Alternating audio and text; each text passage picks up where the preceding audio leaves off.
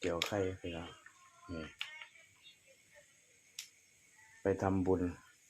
หมอว่าให้ทำท่านนะครับกลับมาก็เลยทำท่านพี่น้องหมอบอกให้ทำท่านเลยนะ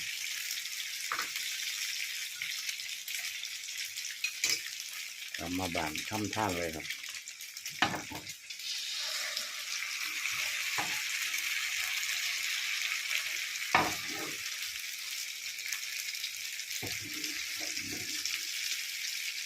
ไข่เจียวสูตรเด็ดก่อนออกทำงาน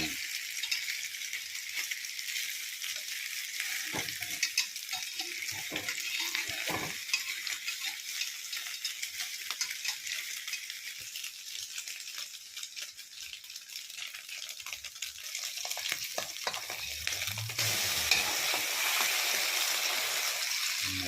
สีสัน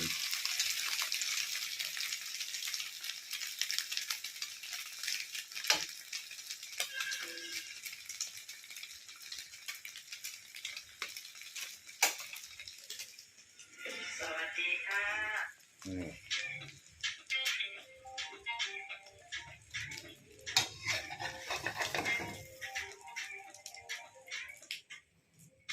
โอ้โหพี่น้องมาบ้านไข่เจียว